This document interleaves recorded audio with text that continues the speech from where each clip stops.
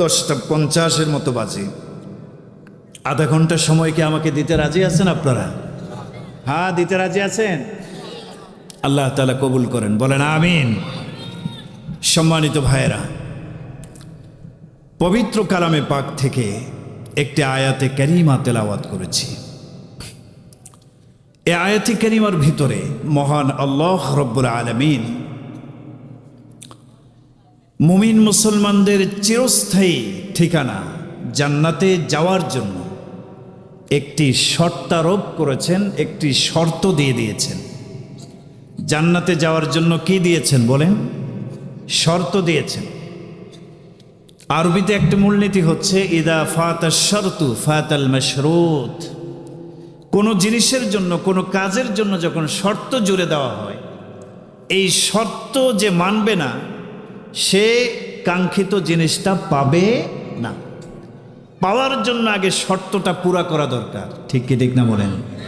তো আল্লাহ রব্বুল আলামিন এই আয়াতে কারিমার ভিতরে জান্নাতে প্রবেশ করার জন্য আমাদের আসল ঠিকানা, কাঙ্ক্ষিত মাকসাদ, জান্নাতে যেতে হলে দুনিয়াতে থেকে আগে শর্তের ফরমটি পুরা করতে হবে। এই শর্ত যদি পুরা করতে পারেন তাহলে আপনার আমার কাঙ্ক্ষিত সুখের ঠিকানা জান্নাত পর্যন্ত আমরা পৌঁছে যেতে পারবো। সুবহানাল্লাহ। সবাই জান্নাতে যেতে চাই তো? কি বলেন? আস্তে আওয়াজ, সবাই চাই তো? দেখি তো কারা কারা চাই না, হাত উঠান। দেখেন অনেকেই হাত উঠেছে, বুঝতে পারে নাই। আহা, হুশ ঠিক রাখতে হবে তো। অনেকে দেখবেন ভোটের সময় আসছে না, হুশ ঠিক নাই। 1 কাপ চা খাবে, 1 প্যাকেট বিড়ি পাবে, বাস হুশ নাই। বেহুশ হইয়া মাঠে ময়দানে চিল্লায় আমার ভাই তোমার ভাই, অনেক সময় বাপরেও ভাই কয়, ঠিক কি ঠিক না বলেন? হ্যাঁ, বেহুশ হওয়া যাবে না। মুসলমান হুশ ঠিক রেখে কথা বলতে হবে। আজকে মুসলমানরা বেহুশ হয়ে থাকার কারণে, ঘুমিয়ে থাকার কারণে এক শ্রেণীর নাস্তিক মুরতাদ আর বেঈমানেরা, এদেশের আউল ফাউল বাউলেরা আল্লাহকে নিয়ে কটূক্তি করার দুঃসাহস দেখাতে পারে, ঠিক কিনা? এজন্য বেহুশ হয়ে থাকা যাবে না। চোখ কান খোলা রাখতে হবে। কোন ইসলাম বিরোধী শক্তি যেন আমাদের ঈমান আমল চুরি করতে না পারে। রাজি আছে? আল্লাহ তৌফিক দান করুন, বলেন আমিন। বলছিলাম জান্নাতে যাওয়ার জন্য আল্লাহ তাআলা একটি শর্ত দিয়েছেন। জান্নাত সবাই চাই, কে বলেন? এবার দেখি কারা কারা চাই আল্লাহু আকবার বলে হাতগুলো দেখি। আল্লাহু আকবার বলেন, হাত নামান। জান্নাত সবাই চাই, জাহান্নাম কেউ চাই না, ঠিক না? কেউ এই কথা বলতে পারবে না যে ভাই আমার অনেক শক্তি আছে, আল্লাহ কত বড় শাস্তি দেয় দেখি আমি জাহান্নামে যাব। চায় কেউ? বলেন চায় না। সবাই জান্নাতে যেতে চায়। কেন চাই? জান্নাত সুখের জায়গা, জাহান্নাম দুঃখের জায়গা, ঠিক কি ঠিক না বলেন? জাহান্নামের আযাবের ভয়াবহতা কত বেশি, জান্নাতের সুখ স্বাচ্ছন্দ্য কত বেশি, এ ব্যাপারে লম্বা চওড়া ওয়াজ আমি করব না। অনেক বক্তা আমার আগে অনেকেই বয়ান করেছেন। শুধু আমি বোঝানোর জন্য, শুধুমাত্র বোঝানোর জন্য একটা হাদিস পেশ করব। জান্নাতের সুখ স্বাচ্ছন্দ্য কত বেশি আর জাহান্নামের আযাব গজবের ভয়াবহতা কত বেশি। প্যারা নবী রাসূল আরবি সাল্লাল্লাহু আলাইহি ওয়াসাল্লাম সাহাবায়ে কেরামদেরকে লক্ষ্য করে বলেন, সাহাবীরা, কিয়ামতের ময়দানে আল্লাহ রব্বুল আলামিন হাকিম হয়ে বসবেন, বিচার কার্য পরিচালনা করবেন। আল্লাহ রব্বুল আলামিন কিয়ামতের দিনের কঠিন মুসিবতের দিনে বিলিয়ন ট্রিলিয়ন মানুষ, পৃথিবীর সমস্ত মানুষ সমবেত হয়ে গেছে। আল্লাহ তাআলা ফেরেশতাদেরকে বলবেন, এই সমস্ত মানুষের মাঝখান থেকে 2 জন মানুষকে ধরে আমার সামনে নিয়ে আসবা। একজন হবে পৃথিবীর সবচেয়ে সুখী আর একজন হবে পৃথিবীর সবচেয়ে দুঃখী। বলেন, একজন পৃথিবীর সবচেয়ে সুখী আর একজন পৃথিবীর। আমার প্রিয় ভাইয়েরা, কথাগুলো মনোযোগ সহকারে শুনবেন। ফেরেশতারা কিয়ামতের ময়দানে বিলিয়ন ট্রিলিয়ন মানুষের মাঝখান থেকে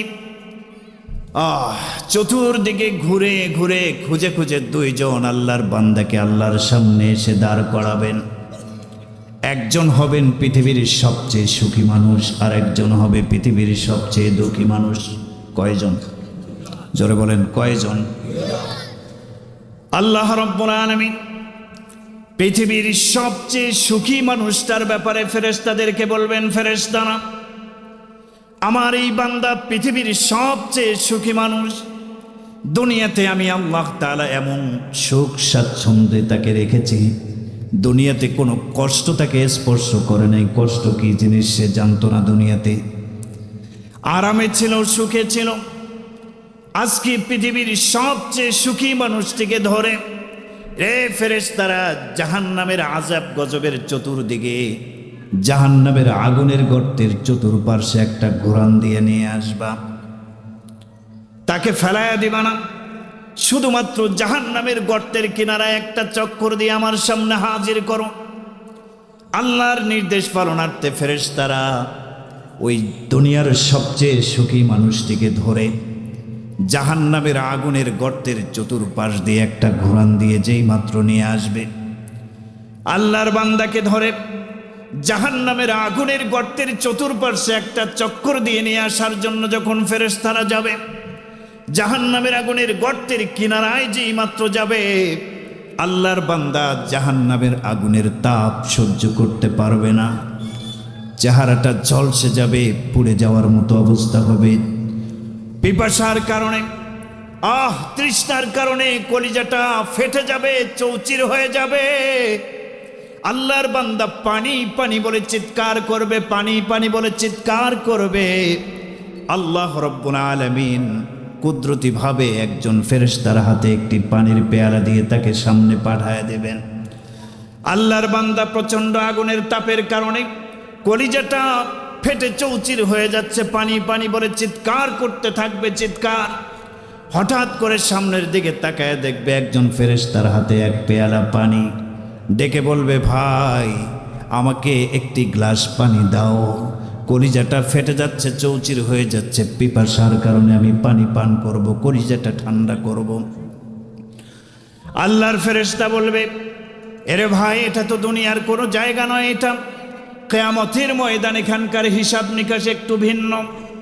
এখানে কেউ কাউকে কোনো জিনিস বিনিময়ে ছাড়া, পারিশ্রমিক ছাড়া এমনি এমনি দিবে না। এক গ্লাস পানি চাচ্ছ, এমনি আমি দিতে পারবো না। এই এক গ্লাস পানি নেওয়ার জন্য তোমাকে তোমার আমলনামা থেকে নেকি পেশ করতে হবে, নেকি দিতে হবে। এর বিনিময়ে পানির গ্লাস আমি তোমাকে দেব। কি পরিমাণ নেকি নিয়ে আস?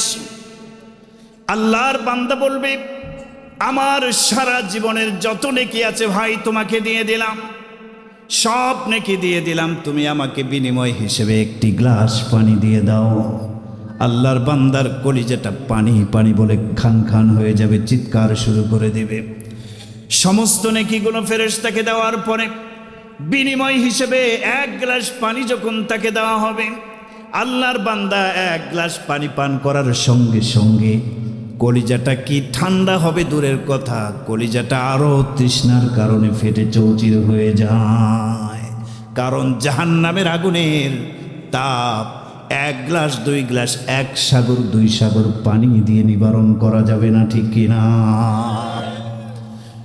আল্লাহর বান্দা এবার পানি শেষ হয়ে গেছে, কলিজাটা আবারও পুড়ে যাচ্ছে, চেহারাটা ঝলসে যাচ্ছে। আবার আর একজন ফেরেশতার হাতে একটা গ্লাস দেখে বলছে, ভাই আমাকে পানি দাও। ফেরেশতা বলছে, বিনিময় হিসেবে কি দিবা? কত বছরের নেকি আছে দাও। এবার সেই লোকটা বলবে, দুনিয়ার সবচেয়ে সুখী মানুষ, দুঃখ কারে কয় সে জানতো না। সে বলবে, আমার তো নেক আমল যা ছিল সব কিছু আগের বেলায় দিয়ে দিয়েছি এক গ্লাসের বিনিময় হিসাবে, আমার কাছে আর কোনো নেকি নাই, আর কোনো সওয়াব নাই। এবার ফেরেশতা বলবে, তাহলে নেকি ছাড়া, বিনিময় ছাড়া এক গ্লাস পানিও আমি দিতে পারবো না, আল্লাহ পাকের নির্দেশ। এভাবে আল্লাহর বান্দাকে ফেরেশতারা ধরে জোর করে জাহান্নামের আগুনের চতুর্পার্শ্বে গর্তের কিনারা দিয়ে ঘুরাইয়া আল্লাহর সামনে এনে দাঁড় করাইয়া দিবেন। আল্লাহ তাআলা সমস্ত মানুষের সামনে ওই লোকটাকে জিজ্ঞাসা করবেন, এরে দুনিয়ার সবচেয়ে সুখী মানুষ, দুনিয়াতে সবচেয়ে সুখে ছিলে, দুঃখ কারে কয় তুমি জানতে না? বলো এখন তোমার কাছে কেমন মনে হচ্ছে, তুমি দুনিয়াতে কেমন সুখী ছিলা বলো? আল্লাহর বান্দা আল্লাহর সামনে বলবে, রব্বুল আলামিন, হ্যাঁ দুনিয়াতে আমি অনেক সুখী ছিলাম, ঠিক আছে, কিন্তু যেই মাত্র জাহান্নামের গর্তের কিনারায় একটা চক্কর দিয়ে আসলাম, আমার কাছে মনে হচ্ছে এই মুহূর্তে দুনিয়ার সবচেয়ে কষ্টে আমি আছি, আমার চেয়ে কষ্টে দুঃখে দুনিয়ার আর কেউ নেই। শুধুমাত্র জাহান্নামের আগুনের গর্তের চতুর্পাশে একটা ঘুরান দিয়ে আসার পর দুনিয়ার সব সুখগুলো সে ভুলে যাবে। তার কাছে সবচেয়ে কষ্টের জীবন মনে হবে একটা চক্কর দিয়ে আসার। তাহলে দুনিয়ার কষ্ট আর আখেরাতের কষ্ট সমান না অনেক বেশি? অনেক বেশি। এরপর আল্লাহ তাআলা বলবেন, দুনিয়ার সবচেয়ে দুঃখী মানুষটার ব্যাপারে ফেরেশতাদেরকে বলবেন, ফেরেশতারা দুনিয়াতে সবচেয়ে দুঃখে ছিল এই লোকটা, যাও যাও সবচেয়ে দুঃখী কষ্টে থাকা মানুষটাকে জান্নাতের বাগানের চতুর্পার্শ্বে একটা চক্কর দিয়ে আমার সামনে হাজির করো। সুবহানাল্লাহ। দুনিয়ার সবচেয়ে দুঃখী মানুষ কষ্টে ছিল, তার মতো কষ্টে আর কেউ ছিল না, এরকম কষ্টে ছিল। ফেরেশতারা দুঃখী মানুষটাকে ধরে জান্নাতের মনোরম পরিবেশের বাগানের চতুর্পার্শ্বে একটা ঘুরান দিয়ে আল্লাহর সামনে এসে যখন দাঁড় করায় দিবেন, আল্লাহ তাআলা জিজ্ঞাসা করবেন, বান্দা তুমি দুনিয়াতে অনেক কষ্টে ছিলা জানি, জান্নাতের চতুর্পার্শ্বে একটা ঘুরান দিয়ে আসার পর তোমার কাছে কেমন লাগতেছে বলো? আল্লাহর বান্দা হাসবে আর বলবে, আল্লাহ দুনিয়াতে কষ্টে ছিলাম ঠিক আছে, কিন্তু জান্নাতের বাগানের চতুর্পার্শ্বে একটা চক্কর দিয়ে আসার পর মনে হচ্ছে আমার চেয়ে সুখী মানুষ দুনিয়াতে আর কেউ নেই। সুবহানাল্লাহ। পরে আরে জান্নাতের বাগান এক দৃশ্য একটাবার দেখার পর দুনিয়ার সব কষ্ট সে ভুলে যাবে। সুবহানাল্লাহ। পরে এই জন্য মুমিন মুসলমান জাহান্নাম আমরা চাই না, জান্নাত চাই, ঠিক কিনা? সবাই আমরা কি চাই জোরে বলেন? জান্নাত চাই। জান্নাত চাইলে কিন্তু পাওয়া যাবে না। কোরআনে কারিমে আল্লাহ রাব্বুল আলামিন সূরাতুল বাকারার 214 নম্বর আয়াতে আমাদের জন্য একটি শর্ত আরোপ করেছেন জান্নাতে যাওয়ার জন্য। যদি জান্নাতে প্রথম চান্সেই যেতে চান, প্রথম চান্সে মানে আপনি জাহান্নামে যাবেনই না, মানে হিসাব নিকাশের পর সোজা প্রথম চান্সেই আপনি জান্নাতে যেতে চান, সেক্ষেত্রে আপনাকে এই শর্তটা পুরা করতে হবে। আর যদি মনে করেন যে না প্রথম চান্সে না, প্রথম চান্সে আমি জাহান্নামে যাব, এরপরে শাস্তি ভোগ করার পরে একদিন ঈমান থাকার কারণে উঠে জান্নাতে চলে যাব, সেক্ষেত্রে শর্ত পুরা না করলেও কিন্তু ঈমান থাকার কারণে আমলের অবস্থা খারাপ হলেও একদিন হলেও আপনি কি কোথায় যাবেন? জান্নাতে যাবেন। এজন্য বলছি এক চান্সেই জান্নাতে যাওয়ার জন্য শর্ত পুরা করতেই হবে। রাজি আছি তো ইনশাআল্লাহ? আল্লাহ রাব্বুল আলামিন বলেন, বান্দা শোনো, আম হাসিবতুম আন তাদখুলুল জান্নাতা ওয়া লাম্মা ইয়াতিকুম মাসালুল লাযীনা খালাউ মিন ক্বাবলিকুম মাসাতহুমুল বাসাউ ওয়াদ-দাররাউ ওয়া যুলজিলু হাত্তা ইয়াকুলার রাসূলু ওয়াল লাযীনা আমানু মাআহু মাতা নাসরুল্লাহ। আল্লাহু আকবার।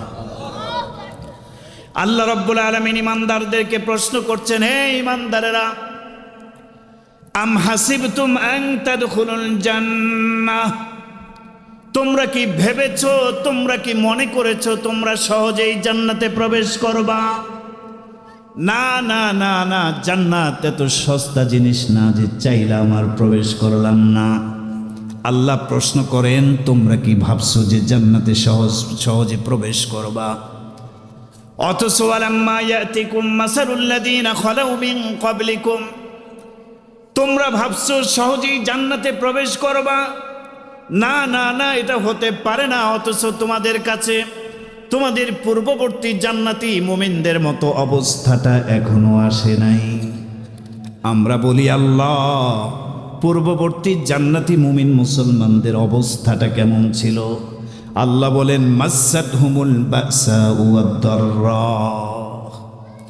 পূর্বের যেই সমস্ত মানুষ জান্নাতি ছিল, মুমিন মুত্তাকি ছিল, তাদের উপরে আল্লাহর পক্ষ থেকে বিপদ এসেছিল, মুসিবত এসেছিল, দুঃখ দুর্দশা কষ্ট এসেছে। মাসাতহুমুল বাসা ওয়াদ-দাররা, পূর্ববর্তী মুমিন মুসলমানদেরকে বিপদ আপদ মুসিবত গ্রাস করে ফেলেছিল। এত বেশি বিপদ, এত বেশি মুসিবত তাদের উপরে আসছে। জুলজিলু হাত্তা ইয়াকুলার রাসূল ওয়াল্লাযীনা আমানু মাআহু মাতা নাসরুল্লাহ। এত বিপদ আপদ আসছে পূর্বের মুমিন মুসলমানদের উপরে, তারা বিপদের শিকার হয়ে প্রকম্পিত হচ্ছিল। জুলজিলু, কাঁপতেছিল, প্রকম্পিত হচ্ছিল। আর ওই সম্প্রদায়ের রাসূল এবং মুমিনেরা বিপদের শিকার হওয়ার পর দুটি হাত আকাশের দিকে আল্লাহর কাছে উত্তোলন করে বলছিল মাতা নাসরুল্লাহ। আল্লাহ, এত বিপদ, এত মুসিবত, এত কষ্ট আমাদের আর সহ্য হয় না। আল্লাহ, আপনার সাহায্য কখন আসবে, আপনার সাহায্য কখন আসবে, এই বলে রাসূল এবং মুমিনগণ আল্লাহ পাকের কাছে প্রার্থনায় লিপ্ত হয়েছে। মুসিবত আর সহ্য হয় না।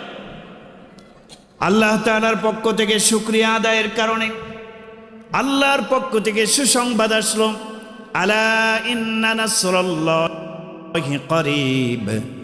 এ মুমিন বান্দারা, মুমিন বান্দিরা, দুঃখ দুর্দশা মুসিবতে সবর করো, সবর। আল্লাহর উপরে তাওয়াক্কুল করো, ঈমান রাখো, অবশ্যই আল্লাহর সাহায্য তোমাদের কাছে আসবে। সুবহানাল্লাহ। ও মুমিন মুসলমান, জান্নাতে প্রবেশ করার জন্য এখানে একটা শর্ত আল্লাহ দিয়েছেন। শর্তটা কি? আল্লাহ বলেছেন, তোমরা কি ভাবছো জান্নাতে সহজেই প্রবেশ করবা? না, তোমাদের কাছে এখনো পূর্ববর্তীদের মতো অবস্থা আসে নাই। তাদের উপরে জুলুম, নির্যাতন, বিপদ আপদ মুসিবত কষ্ট এসেছে। ওই রকম দুঃখ কষ্ট এখনো তোমাদের কাছে আসে নাই। তোমাদের কাছে দুঃখ আসবে, কষ্ট আসবে। ইসলামের জন্য অনেক দুঃখ কষ্ট মুসিবত বিপদ তোমাদের উপর আসবে, এগুলি সহ্য করতে হবে। এরপরে তোমরা জান্নাতে যাবে। সুবহানাল্লাহ পড়েন। কষ্ট করা ছাড়া জান্নাতে যাওয়া যাবে না, কষ্ট করে তারপর জান্নাতে? বলেন, এ আয়াত দ্বারা কি বোঝা গেল? কষ্ট করবেন তারপর জান্নাতে যাবেন। সুবহানাল্লাহ পড়েন। বলেন তো, এই পৃথিবীতে আল্লাহ পাকের কাছে সবচেয়ে গ্রহণযোগ্য, সবচেয়ে প্রিয় মানুষ কে ছিলেন পৃথিবীতে? বলেন। আমাদের নবী মুহাম্মদুর রাসূলুল্লাহ। আপনি এখানে বসেন, সামনে বসেন, এ ধরনের জ্ঞানী গুণী মানুষ সামনে থাকবে। কি বলেন ভাই, ঠিক কিনা বলেন? হ্যাঁ, আল্লাহর কাছে সবচেয়ে পছন্দনীয় মানুষ ছিলেন আমাদের নবী মুহাম্মদুর রাসূলুল্লাহ সাল্লাল্লাহু আলাইহি ওয়াসাল্লাম। ওনার চেয়ে প্রিয় মানুষ আল্লাহর কাছে আর দ্বিতীয় কেউ নাই। সমস্ত নবীদের সরদার, সাইয়্যিদুল মুরসালিন, খাতামুন নবিয়্যিন, আল্লাহর প্রিয় মানুষটিকে আল্লাহ তাআলা চাইলে পারতেন কোনো ধরনের বিপদ দেওয়া ছাড়া, কষ্ট দুঃখ দেওয়া ছাড়া, এমনিতেই তার আরামায়েশের জিন্দেগি তিনি কাটিয়ে চলে যেতেন। আল্লাহ চাইলে পারতেন কিনা বলেন? আরে বলেন না, পারতেন কিনা এরকম আরামায়েশের জিন্দেগি দিতে? কিন্তু আমার প্রিয় ভাইয়েরা, নবীজি সাল্লাল্লাহু আলাইহি ওয়াসাল্লাম হাদিস শরীফের ভিতরে ঘোষণা করেন, আশাদ্দুন নাসি বালাআন আল আম্বিয়া। নবীজি বলেন, এই পৃথিবীতে সবচেয়ে বিপদ আপদের শিকার হয়েছিলেন নবীগণ। কারা? নবীগণের উপর সবচেয়ে বিপদ আসছে, কষ্ট আসছে, বিপদের জীবন তারা যাপন করেছে।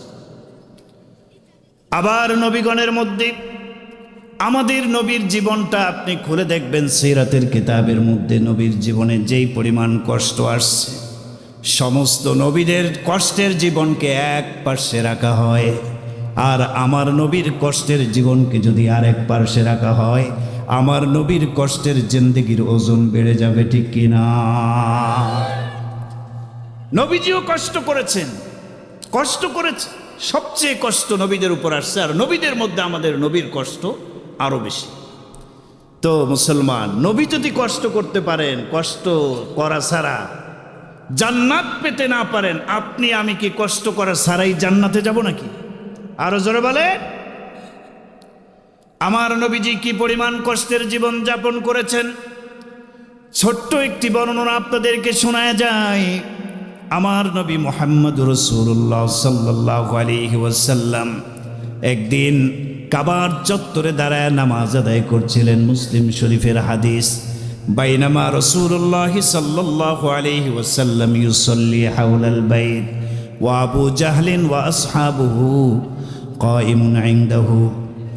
হাদিস শরীফের মধ্যে আসছে নবীজি বাইতুল্লাহ শরীফের সামনে চত্বরে নামাজে দাঁড়ায় গেছেন, আর ওদিকে পাশে বসে খোশ গল্পে লিপ্ত ছিল নবীর দুশমন আবু জাহাল এবং তার দুষ্ট সাথী সঙ্গীরা দাঁড়ায় দাঁড়ায় মজা করতেছে। নবীজি নামাজ পড়তেছে আর ওরা গল্প গুজবে লিপ্ত হয়ে আছে। কষ্ট হচ্ছে আপনাদের? কষ্ট হচ্ছে আপনাদের? এ ভাই খেয়াল করেন রসুলের কষ্টের জীবনটা কেমন ছিল। আবু জাহাল সাথীদেরকে লক্ষ্য করে বলল, রে ভাই, ওই যে তাকায় দেখো মুহাম্মদ রাসূলুল্লাহ কাবার চত্বরে দাঁড়ায় সালাত আদায় করছে। সালাত এই মুহূর্তে তোমাদেরকে আমি একটা কাজ দেব, কে পারবা কাজটা করতে? কে বলতেছে বলেন? আবু জাহাল। সঙ্গে সঙ্গে একজন পাষণ্ড বদমাইশ কাফের দাঁড়ায় গেছে। উকবা বিন আবি মুঈত দাঁড়ায় বলে, ওস্তাদ আমাকে বলেন কি করতে হবে, আমি রাজি আছি।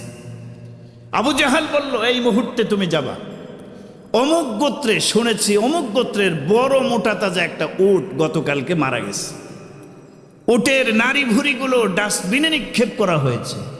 তুমি এই মুহূর্তে যাবা, সেই সম্প্রদায়ের মধ্যে গিয়ে ডাস্টবিন থেকে উটের নারী ভুঁড়ির সব ময়লাগুলো উঠে নিয়ে এসে মুহাম্মদ যখন সেজদায় যাবে মাথার উপরে উটের নারী ভুঁড়িগুলো রাখবা।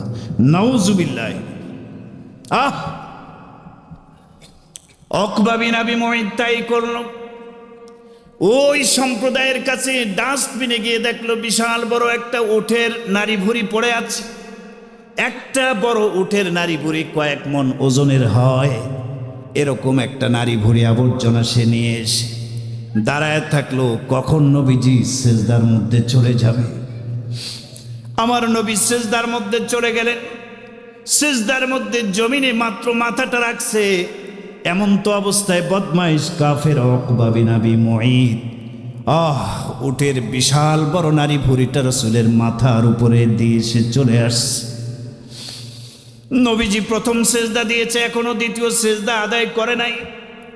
নবীজি প্রথম সেজদা থেকে মাথা উঠাবেন, উঠাতে পারছেন না, কয়েক মণ ওজনের উটের নারী ভুঁড়ি মাথায়। নবীজির কষ্ট হচ্ছে, উঠাতে পারছেন না।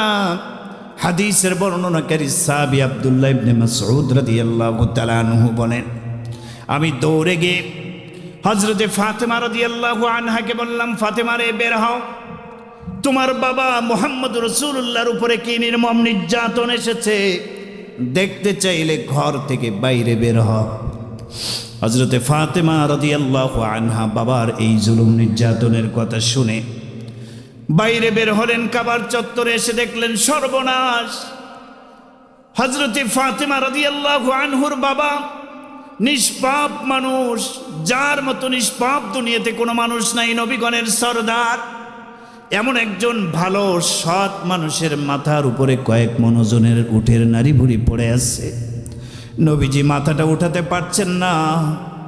আর সন্তান হয়ে হযরতে ফাতেমা এই দৃশ্যটাও কল্পনা করতে পারছেন না।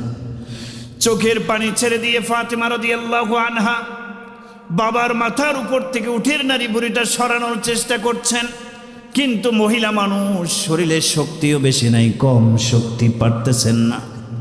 আল্লাহ তাআলা শক্তি দিয়ে দিলেন। ফাতেমা রাদিয়াল্লাহু আনহা বাবার মাথার উপর থেকে উটের নারী ভুঁড়িটা সরায় রাখলেন।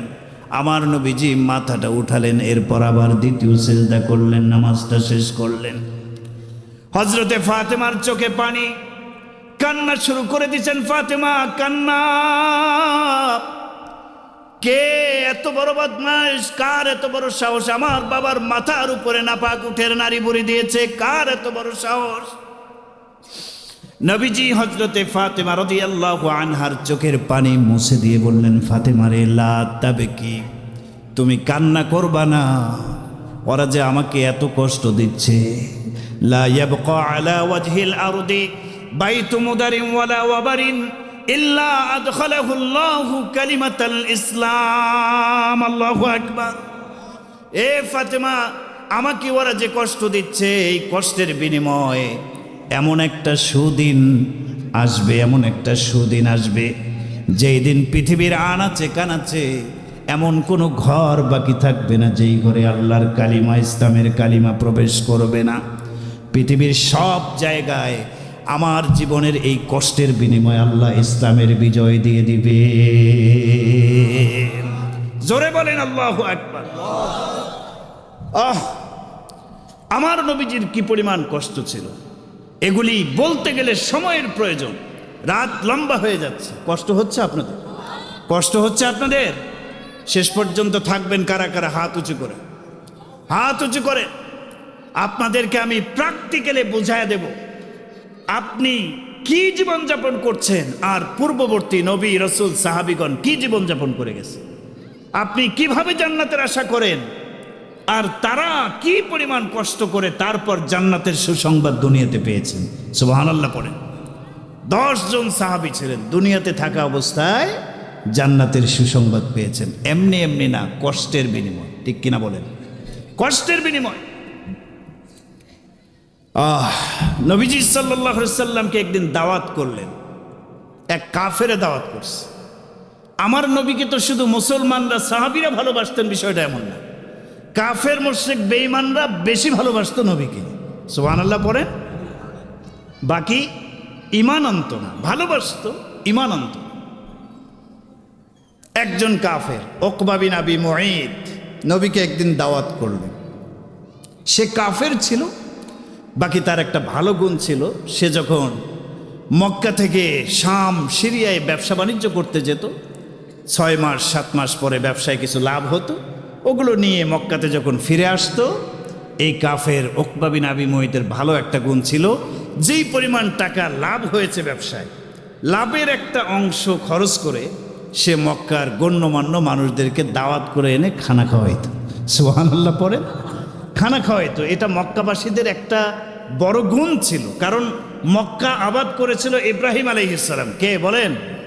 আর উনি মেহমানদের আপ্যায়ন করাতেন। মেহমান ছাড়া ইব্রাহিম আলাইহিস সালাম খানা খেতেন না। সুবহানাল্লাহ পড়েন। ওইখান থেকে তারা এই গুণটা নিয়ে নিয়েছে। কাফের উকবা বিন আবি মুঈত ব্যবসা থেকে অনেক লাভবান হয়ে ফিরে আসছে, মক্কার গণ্যমান্য সবাইকে ডাকছে। তার মধ্যে নবীজি সাল্লাল্লাহু আলাইহি সাল্লামও ছিলেন মক্কার সম্মানী, তাকে বাদ দিতে পারে নাই। নবীকেও দাওয়াত করছে। সুবহানাল্লাহ পড়ে। নবীজি দাওয়াত খাওয়ার জন্য আসছেন, সবাই সমবেত হয়ে গেছে, খানার ইন্তজাম হয়েছে, দস্তরখানা বিছানো হয়েছে, খাবার পরিবেশন করা হয়েছে, খানা খাওয়ার সব মেহমান শুরু করে দিয়েছে। কিন্তু আমার নবী একটি লোকমাও তুলতেছেন না, খাচ্ছেন না। সুবহানাল্লাহ পড়েন। কেন খাচ্ছেন না? মেজবান যিনি উকবা বিন আবি মুঈত দূর থেকে লক্ষ্য করছেন কে খাবার খায় আর কে খায় না। তাকায় দেখে, আরে মুহাম্মদুর রাসূলুল্লাহ খানা খাচ্ছেন না, ব্যাপার কি? দৌড়ে আসছে, নবীজির কানে কানে এসে বলে, ইয়া রাসূলুল্লাহ, আপনি খানা খাচ্ছেন না কেন? নবীজি সাল্লাল্লাহু আলাইহি সাল্লাম বললেন, মা আনা বিআকিলি তুআমিকা হাত্তা তাশহাদা আল্লাহ ইলাহা ইল্লাল্লাহ ওয়া আন্নী মুহাম্মাদুর রাসূলুল্লাহ। এ উকবা বিন আবি মুঈত, আমি তোমার দাওয়াতি খানা খাবো না, ততক্ষণ পর্যন্ত খাবো না যতক্ষণ পর্যন্ত তুমি এই কথার সাক্ষ্য দেবে না আল্লাহ এক আর আমি মুহাম্মদ আল্লাহ তাআলার রাসূল। যতক্ষণ ঈমান আনবা না ততক্ষণ আমি খানা খাবো। কাফেরের ঘরে খানা খাওয়া জায়েজ আছে বলেন? জায়েজ নাই, কারণ তারা জবাই করার শুরুতে, গোশত যেই খাবেন গরুটা, এটা জবাই করার শুরুতে আল্লাহর নাম উচ্চারণ করবে না, ঠিক কিনা? ওরা গায়রুল্লাহ, দেবদেবীর নামে জবাই করবে। এটা খাওয়া হালাল না হারাম? হারাম। অথচ বেয়াক্কল কিছু মুসলমান আছে, পূজার সময় ওদের পূজা মণ্ডপের কাছপাশে গিয়ে তারা ভাত খায়, গোশত খায়, এরপরে অনেক কিছু মিষ্টি কেনে। ঠিক কি ঠিক না? আছে না নাই? বলেন বলেন, আছে না নাই? হারাম। নবীজি খাচ্ছেন না, খায় নাই। বলছেন আগে ঈমান আনো তারপর খাবো। সুবহানাল্লাহ। উকবা বিন আবি মুঈত চিন্তা করলেন, আমার মেহমান খানা না খেয়ে চলে যাবে, এটা হতেই পারে না। যাক, জোরে বলার দরকার নাই, রাসূলের কানে কানে সে বলছে, ওগো আল্লাহর নবী, আমি কালিমা পড়তেছি, আশহাদু আল্লা ইলাহা ইল্লাল্লাহু ওয়া আশহাদু আন্না মুহাম্মাদান আবদুহু ওয়া রাসূলুহু। চিল্লায় বলেন আল্লাহু আকবার। ঈমান আনছে। রাসূল খানা খাওয়া শুরু করে দিলেন। সুবহানাল্লাহ, সুবহান। এই দৃশ্যটা অনেকেই লক্ষ্য করছে। এদিকে উকবা বিন আবি মুঈতের ঘনিষ্ঠ বন্ধু ছিলেন আরেক কাফের, উমাইয়া বিন খলফ। তার নাম কি বলেন? এই যে মেজবান উকবা বিন আবি মুঈত, তার ঘনিষ্ঠ বন্ধু উমাইয়া বিন খলফ, সেও কাফের। তার কানের মধ্যে চলে গেছে যে বন্ধু, আমার ঘনিষ্ঠ বন্ধু উকবা বিন আবি মুঈত কানে কানে কালিমা পড়ে মুসলমান হয়েছে। ওই বেচারা আবার খুব গুসা হয়ে রাগ করে আছে। উকবা বিন আবি মুঈতের খানা সে খাবে না। কেন? আরে ভাই, তুমি তো মুহাম্মদের কালিমা পড়ে মুসলমান হয়েছো, তোমার সাথে আমার বন্ধুত্ব শেষ, তোমার সাথে আর আমার কোনো বন্ধুত্ব নেই। উকবা বিন আবি মুঈত বলে, আরে বন্ধু শোনো, আমি কেন মুহাম্মদ রাসূলুল্লাহর কানে কানে কালিমা পড়ে মুসলমান হয়ে গেছি, এটা তুমি শুনছো। কেন আমি কালিমা পড়ছি জানো? আসলে মুসলমান হওয়ার জন্য, মুমিন হওয়ার জন্য কালিমা পড়ি নাই। রাসূল খানা খাচ্ছেন না যেন খানাটা খায়, তাকে দেখানোর জন্য কালিমা পড়ছে, আসলে মুসলমান হওয়ার জন্য নয়। দেখানোর জন্য কালিমা পড়ছি, মুসলমান হওয়ার নিয়তে পড়িনি।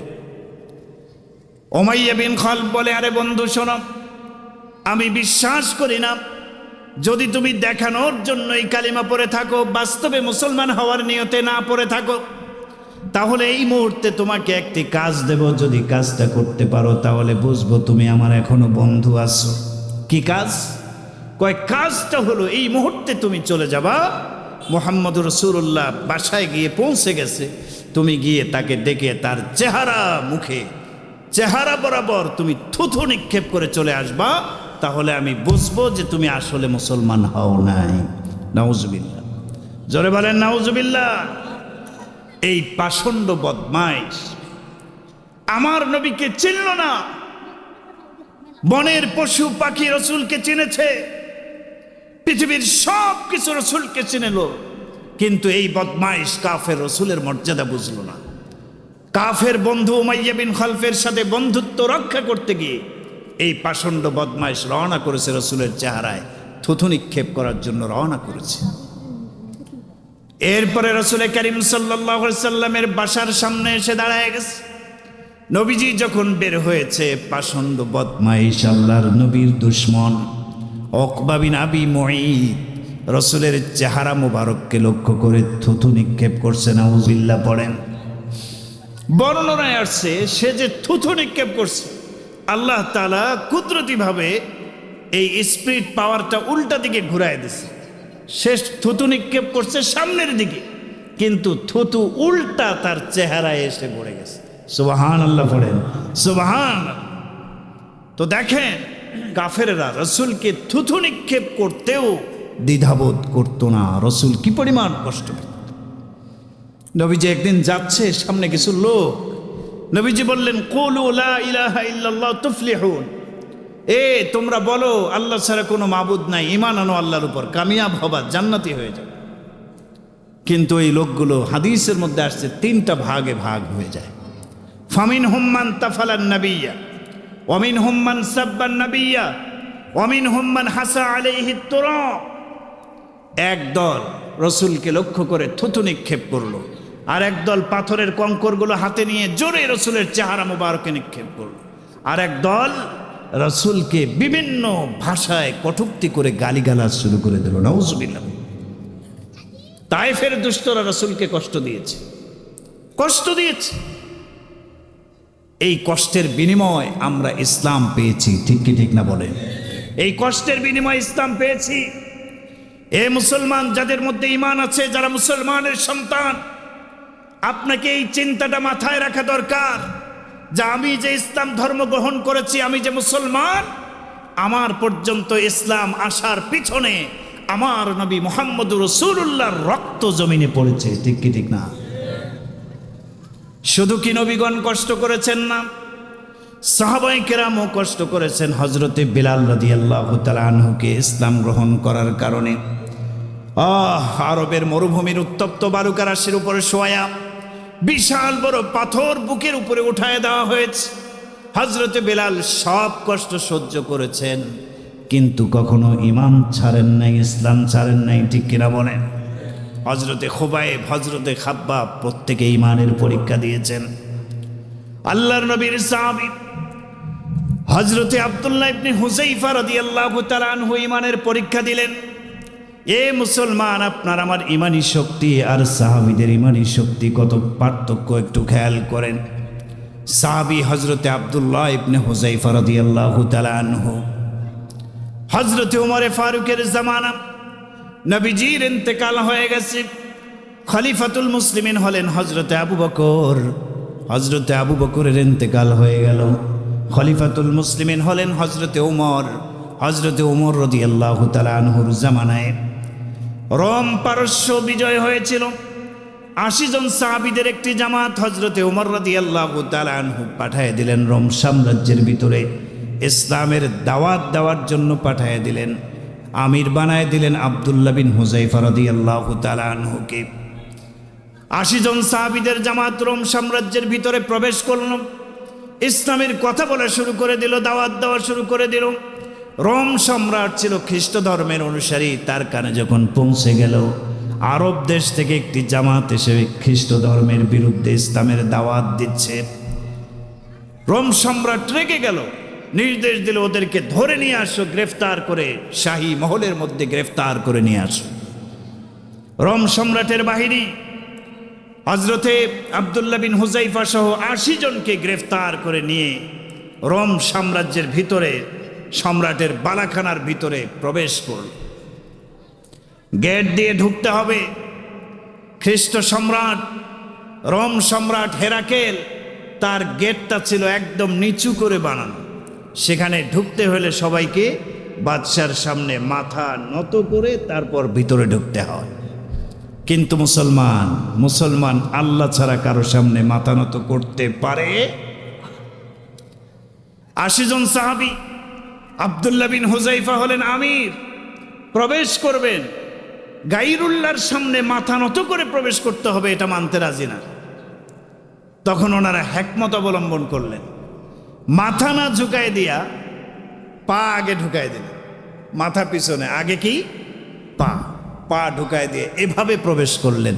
বুঝালেন মুসলমান কোনো কুফরি শক্তির সামনে মাথা নত করতে পারে না, ঠিক কি ঠিক না বলেন? প্রবেশ করল। রোম সম্রাট সিংহাসনে বসা, জিজ্ঞাসা করলেন, এই তোমাদের আমির কে? আব্দুল্লাহ বিন হুযাইফা লাব্বাইক বললেন, হাত উঁচু করলেন। রোম সম্রাট বলল, তানাসসার ইয়া আব্দুল্লাহ ওয়া ইল্লা আলকাইতুকা ফিল বিকরা। এ আব্দুল্লাহ, তুমি খ্রিস্টান হয়ে যাও, সময় আছে, খ্রিস্টান হয়ে যাও, তাহলে তোমাকে নাজাত দেওয়া হবে, মুক্তি দেওয়া হবে। আর যদি খ্রিস্টান না হও, কঠিন থেকে কঠিন শাস্তির সম্মুখীন হবে। হযরত আব্দুল্লাহ বিন হুযাইফা বললেন, হ্যাঁ, আমি শাস্তির সম্মুখীন হতে রাজি, আমাকে যত শাস্তি আছে দিতে পারেন, কিন্তু আমি ইসলাম ধর্ম ছেড়ে খ্রিস্টান হতে পারবো না। সুবহানাল্লাহ বলেন। রোম সম্রাট ডেকে বললেন, দায়িত্বশীল রক্ষীদেরকে ডেকে বললেন, এই ৮০ জন সাহাবী আব্দুল্লাহ বিন হুযাইফা সহ এদেরকে জেলখানার ভিতরে আটকায় রাখো। জেলখানার ভিতরে, কয়েদখানার ভিতরে আটকায় রাখা হলো। এ মুসলমান, একদিন যায়, 2 দিন যায়, 3 দিন যায়, জেলখানার ভিতরে কোনো খাবার দেওয়া হলো না। খুব ভালো করে কথাগুলো শুনবেন, তাদের ঈমান আর আমাদের ঈমান কত পার্থক্য। 3 দিন হয়ে যায়, কোনো খানা দেওয়া হয় না। এরপরে খাবার হিসেবে পেশ করা হলো শুকুরের গোশত, পানি হিসেবে পেশ করা হলো মদ। বলেন তো মুসলমান, মদ এবং শুকুরের গোশত মুসলমানদের জন্য হালাল না হারাম? আর জোরে বলেন, হালাল না হারাম? আল্লাহর নবীর সাহাবীদের সামনে যখন পেশ করা হলো, সাহাবায়ে কেরাম দেখলেন মদ এবং শুকুরের গোশত এগুলো তো খাওয়া জায়েজ নাই। এক টুকরা গোশত খেলেন না, এক ঢোক মদও পান করলেন না। 7 দিন হয়ে গেল, চেহারা শুকায় কাঠ হয়ে গেল। এবার বাদশাহ পর্যবেক্ষণ করার জন্য জেলখানার ভিতরে প্রবেশ করলো। ঢুকে দেখে মদের জায়গায় মদ পড়ে আছে, শুকরের গোশতের প্লেটে গোশত পড়ে আছে, কিন্তু আল্লাহর নবীর সাহাবীরা গোশত খায় নাই, শুকরের গোশত খায় নাই, মদ পান করে নাই। এবার বাদশাহ বুঝতে পারছে এদের ইমানি শক্তি অনেক বেশি, এটা দিয়ে কাজ হবে না, আরো কঠিন শাস্তি দেওয়া হবে। এরপরে জেলখানার দারোগাদেরকে বলা হলো এদেরকে ছেড়ে দাও, আমার সামনে নিয়ে আস। আর এক দলকে বললেন আগুন তৈরি করার জন্য, আগুন জ্বালানোর জন্য। আগুন প্রস্তুত হয়ে গেল। বাদশাহ নির্দেশ দিলেন আগুনের উপরে ডেকসি বসায় দাও, ডেকসি বসানো হলো। বাদশাহ নির্দেশ দিলেন ডেকসির উপরে তেল দাও, তেল গরম করো। নাউজুবিল্লাহ বলেন। ওদিকে সাহাবায়ে কেরামদেরকে হাজির করা হলো, এদিকে আগুনের উপরে গরম ডেকচির মধ্যে তেল গরম করা হলো, তেল। এরপরে আব্দুল্লাহ বিন হুযায়ফার সামনে 2 জন সাহাবীকে এক এক করে গরম তেলের মধ্যে ছেড়ে দেওয়া হলো। মুহূর্তের মধ্যে 2 জন নবীর সাহাবী গরম তেলের মধ্যে ভাজা মাছের মতো ছটপট ছটপট করতে করতে আল্লাহর নবীর 2 জন সাহাবী শহীদ হয়ে জান্নাতি হয়ে যায়। 2 জন জান্নাতি হয়ে গেল। এবার আব্দুল্লাহ বিন হুযায়ফার ব্যাপারে বাদশা বলল, এ জল্লাদের আব্দুল্লাহ বিন হুযায়ফার হাত পা বাঁধো, সামনের দিকে টেনে আনো।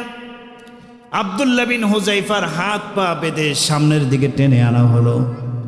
বলা হলো আব্দুল্লাহ বিন হুযায়ফা, এখনো সময় আছে, খ্রিস্টান হয়ে যাও, তাহলে তোমাকে ছেড়ে দেওয়া হবে, অন্যথায় উপায় নাই। আব্দুল্লাহ বিন হুযায়ফা নারাজ, খ্রিস্টান হবেন না, তিনি মুসলমান হবেন, মুসলমান হয়ে থাকতে চান। বাদশাহ এবার নির্দেশ দিল তাকে ধাক্কা দিয়ে গরম তেলের ডেকচিতে নিক্ষেপ করার জন্য। যেই মাত্র জল্লাদ এসে আব্দুল্লাহ বিন হুযায়ফাকে ধরে ধাক্কা দিয়ে ফেলায় দেবেন, এমন টাইমে আব্দুল্লাহ বিন হুযায়ফা চোখের পানি ছেড়ে দিয়ে কান্না শুরু করে দিলেন। রোম সম্রাট মনে মনে ভাবল, এইবার মনে হয় আব্দুল্লাহ বিন হুযায়ফা মৃত্যুর ভয় পেয়ে গেছে, ও মনে হয় খ্রিস্ট ধর্ম গ্রহণ করবে। আব্দুল্লাহ বিন হুযায়ফার কান্না দেখে বাদশা বললে, এই জল্লাদ দাঁড়াও, ফেরায়ও না। দেখে বললেন, আব্দুল্লাহরে কেন কান্না করছো, মৃত্যুকে ভয় পেয়ে গেছো নাকি? ঠিক আছে, তোমার জন্য এখনো সুযোগ আছে, যদি নাসারা হয়ে যাও এই শাস্তি তোমাকে দেওয়া হবে না। আব্দুল্লাহ বিন হুযায়ফা চোখ 2টা গরম করে বাদশাকে বলে, ওরে ওরে জালেম বাদশা, শোনো, মুখ সামলায় কথা বলবা। আমি কেন কান্না করছি জানো? মৃত্যুর ভয়ে কান্না করছি না। এ মুসলমান, আপনার ইমান আর আব্দুল্লাহ বিন হুযায়ফার ইমানের মধ্যে পার্থক্য কেমন শোনেন। আব্দুল্লাহ বিন হুযায়ফা বললেন, আমি যে কান্না করছি, কান্নার কারণটা হলো এই মাত্র যদি আমাকে গরম তেলের ডেকচিতে ফেলায় দেওয়া হয়, মুহূর্তের মধ্যে আমি শহীদ হয়ে যাব। আমার জীবন তো একটা আল্লাহ দিয়েছেন, একবার শহীদ হতে পারবো, ঠিক না বে ঠিক? আমি যদি আজকে শহীদ হয়ে যাই, ইসলামের জন্য জীবন দিয়ে দিই, মাত্র একবার শহীদ হতে পারবো।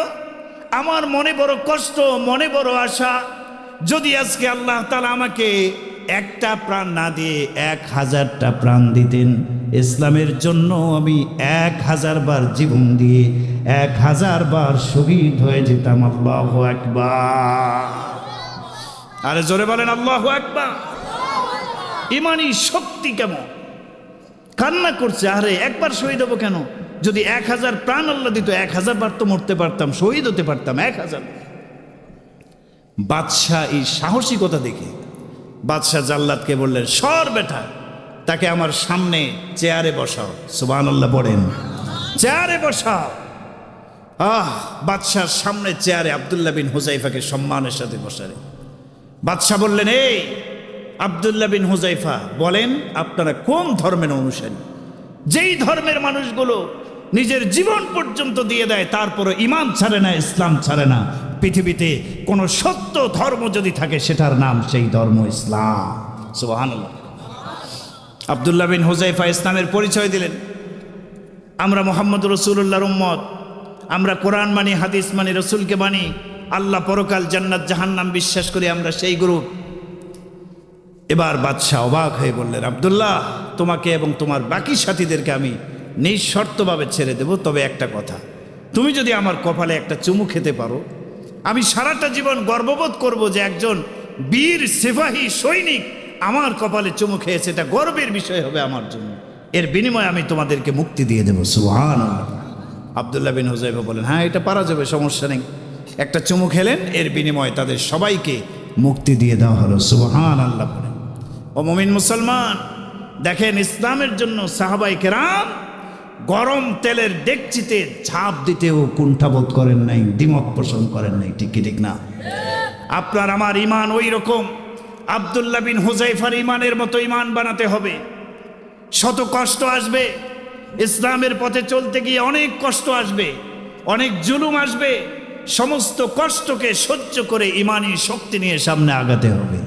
রাজি আছো মুসলমান ইনশাআল্লাহ? আব্দুল্লাহ বিন হুযায়ফার মতো যদি আজও বাংলাদেশের মানুষ ইমানকে মজবুত করতে পারে, এই বাংলার জমিনে এমন কোনো শক্তি নাই মুসলমানদের বিরুদ্ধে কথা বলে, এমন কোনো শক্তি নাই ইসলামের বিরুদ্ধে কথা বলে। ঠিক কিনা বলে? সেই ইমান আমল মজবুত করতে হবে। রাজি আছেন ইনশাআল্লাহ? তাহলে আমি যে আয়াত পড়েছি, আয়াতের মধ্যে আল্লাহ বলেছেন এমনি এমনি জান্নাতে যেতে পারবা না, এজন্য কষ্ট স্বীকার করতে হবে। তো আল্লাহ রসুলদের থেকে এবং সাহাবীদের থেকে যেই পরিমাণ সবর চেয়েছিলেন, যেই পরিমাণ কষ্ট তাদেরকে দিয়েছেন, আল্লাহর কাছে শুকরিয়া আদায় করতে হবে। আমাদের থেকে আল্লাহ এত বড় কষ্ট চান না। সুবহানাল্লাহ। এখানে যারা আছেন বুকে হাত দিয়ে বলেন যে আমি মুসলমান, নামাজ পড়তে যাই, ঈমান আনছি, এই অপরাধের কারণে আমার শরীরে একটা আঘাত আসছে। বলেন তো এরকম কোনো আঘাত আসছে আমাদের শরীরে? না না। অথচ সাহাবায়ে কেরাম কত কষ্ট করেছেন ঈমানের জন্য। তাহলে আল্লাহ আমাদের থেকে কি কষ্ট চান? আল্লাহ তো বললেন কষ্ট ছাড়া জান্নাতে যেতে পারবে। কি কষ্ট চান? কি কষ্ট চান আল্লাহ? আল্লাহ ছোট ছোট কিছু কষ্ট আমাদের থেকে চান। রাসূল করিম সাল্লাল্লাহু আলাইহি ওয়াসাল্লাম এক হাদিসে বলেন, আলা আদুল্লুকুম আলা মা ইয়ামহুল্লাহু বিহিল খাতায়া ওয়া ইয়ারফাউ বিহিদ দারাজাত।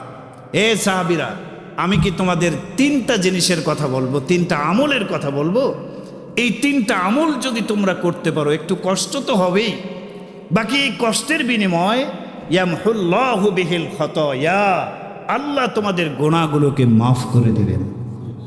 সুবহানাল্লাহ নাই? আর একটু জোরে বলেন সুবহানাল্লাহ। এই তিনটা আমল এমন আমল, একটু কষ্ট তো হবেই, বাকি এই কষ্টের বিনিময় ইয়ারফাউ বিহিদ দারাজাত, আল্লাহ জান্নাত তো দিবেন, জান্নাতে উঁচু মর্যাদা আল্লাহ দান করবেন। সুবহানাল্লাহ। সাহাবায়ে কেরাম বললেন, ক্বালু ইয়া রাসূলুল্লাহ, বালা ইয়া রাসূলুল্লাহ, ওগো নবী বলেন সেই আমল কি বলেন? রাসূল বললেন, এক নম্বরের আমল ইসবাগুল ওযুই আলাল মাকারিহ। মনোযোগ দেন, এক নম্বর আমল ইসবাগুল ওযুই আলাল মাকারিহ, কষ্টের সময়ে ভালোভাবে উযু করা। কষ্টের সময়ে ভালোভাবে উযু করা। কষ্টের সময় মানে এখন শীতকাল, ঠান্ডা, ফজরের সময় বাবাজিরা নামাজে যায়, উযু করতে কষ্ট লাগে কি না? অনেকে আছে কষ্টের কারণে ভালো মতো উযু করে না, উযু গোসল ঠিক মতো করে না। না না, কষ্টের সময়ে ভালোভাবে উযু গোসল করা এক নম্বর কাজ। দুই নম্বর কাজ হলো কাসরাতুল খুতা ইলাল মাসাজিদ, উযু করে মসজিদের দিকে বেশি বেশি আসা যাওয়া করা। তিন নম্বর আমল হলো ইন্তেজারুস সালাতি বাদাস সালাত, এক নামাজ আদায় করার পর আরেক নামাজের অপেক্ষায় থাকা। সুবহানাল্লাহ পড়ে। তাহলে উযু করা, মসজিদের দিকে বেশি বেশি আসা যাওয়া করা, এবং এক নামাজ আদায় করার পর আরেক ওয়াক্তের নামাজের অপেক্ষায় থাকা। তিনটা আমল, মূলত বিষয় একটাই, নামাজ। নামাজ পড়তে হলে উযু করতে হবে, উযু করার পর নামাজ পড়লেন তো আরেক ওয়াক্ত নামাজের জন্য অপেক্ষা করতে হবে। তার মানে তিনটা আমল মিলে কেমন যেন একটাই হলো, সেটা হলো ভালোভাবে উযু গোসল করে নামাজ আদায় করা। সুবহানাল্লাহ পড়ে। যদি কোনো ব্যক্তি নামাজ আদায় করতে পারেন, আল্লাহর নবী বলেন এর ওসিলায় আল্লাহ রব্বুল আলামিন তার জিন্দেগির গুনাহ খাতাগুলো মাফ করে দেবেন এবং জান্নাতে মর্যাদাকে উঁচু করে দেবেন। সুবহানাল্লাহ। এ মুসলমান, নামাজ পড়তে হলে একটু কষ্ট স্বীকার করতে হয় কিনা? ফজরের টাইমে উঠতে একটু কষ্ট হয়, আপনি এই কষ্টটুকু করবেন, আল্লাহ এতটুকু আপনার থেকে চান। নবীগণ কি কষ্ট করেছেন, সাহাবীগণ কি কষ্ট করেছেন, আপনাদের থেকে আমাদের থেকে আল্লাহ এই কষ্টটুকু চান। নামাজ পড়তে একটু কষ্ট হবে। মহিলারা আছেন, মা ও বোনেরা আছেন। আল্লাহর নবী বলেছেন আল মারআতু ইযা সাল্লাত খামসাহা, মহিলারা কষ্ট করে 4টা কাজ যদি করতে পারে, 1 নম্বর 5 ওয়াক্ত নামাজ পড়বে। মহিলারা কয় ওয়াক্ত নামাজ বলেন? 5 ওয়াক্ত নামাজ যদি মা ও বোনেরা পড়তে পারে। ওয়া সামাত শাহরাহা, রমজান মাস আসতেছে, রমজান মাসে রোজা যদি মহিলারা রাখতে পারে। ওয়া হাফিজাত ফারজাহা, লজ্জাস্থানের হেফাজত যদি করতে পারে। এরপরে 4 নম্বর আমল হলো ওয়া আতাআত বালাহা আই যাওজাহা, স্বামীর অনুসরণ অনুকরণ যদি করতে পারে, স্বামীর হুকুম যদি ঠিকমতো পালন করতে পারে। এই যে কষ্ট, এই কষ্টের বিনিময়ে আল্লাহ তাআলা কিয়ামতের দিন ওই মা ও বোনদেরকে লক্ষ্য করে বলবেন, এ আমার বান্দি উদখুলিল জান্নাতা মিন আইয়াবওয়াবিল জান্নাতি শিতি, জান্নাতের যেই দরজা দিয়ে মনে চায় 8টা দরজা তোমার জন্য খোলা। সুবহানাল্লাহ। যেই দরজা মনে চায় ওই দরজা দিয়ে তুমি প্রবেশ করো। সুবহানাল্লাহ পড়ে 5 ওয়াক্ত সালাত আমাদেরকে পড়তে হবে, মা ও বোন আমাদের সবাইকে পড়তে হবে। রাজি আছেন তো ইনশাআল্লাহ বাজান? আল্লাহ কবুল করেন, বলেন আমিন। এই কষ্টটুকু আল্লাহ চান। আর কি চান? হালাল হারাম তমিজ করে চলতে হবে। হারামের দিকে যাওয়া যাবে না, হালাল পথে জীবিকা নির্বাহ করতে হবে। সুদ খাওয়া যাবে না, ঘুষ খাওয়া যাবে, এই কষ্টটুকু করতে হবে। এই জন্য ভাই, এই কষ্টের বিনিময়ে আখিরি মোনাজাত হয়ে যাবে। বসেন ইনশাআল্লাহ, শেষ। জি ঠিক আছে ইনশাআল্লাহ। তাহলে আমাদের মূল কথা হচ্ছে একটু কষ্ট করতে হবে ভাই, ইসলামের জন্য একটু কষ্ট করতে হবে। আল্লাহ তাআলা আমাদেরকে ইসলামের জন্য দুনিয়াতে একটু কষ্ট করে জান্নাতে যাওয়ার শর্তের ফরমটা পুরা করার তৌফিক দান করেন, বলেন আমিন। এটা পুরা না করলে জান্নাতে যেতে পারবেন না। কষ্ট করে নামাজ না পড়লে, রোজা না রাখলে, হালাল হারাম তমিজ করে না চললে, এরপরে মানুষের সাথে লেনদেন উঠা বসা সুন্দর না করলে আপনি জান্নাতে যেতে পারবেন? এজন্য শর্তটা পুরা করতে হবে। আল্লাহ তাআলা আমাদের সবাইকে নেক আমল বেশি বেশি করে গুনাহ থেকে বিরত থাকার তৌফিক দান করেন। আমিন। ওয়া আখিরু দাওয়ানা আনিল হামদুলিল্লাহি রাব্বিল আলামিন। বসেন, আখিরি মোনাজাত হয়ে যাবে। আমাদের মহতারাম কেশিয়ার উনি আপনাদের সামনে একটা হিসাব পেশ করবেন, একটু মনোযোগ সহকারে শোনার চেষ্টা করি।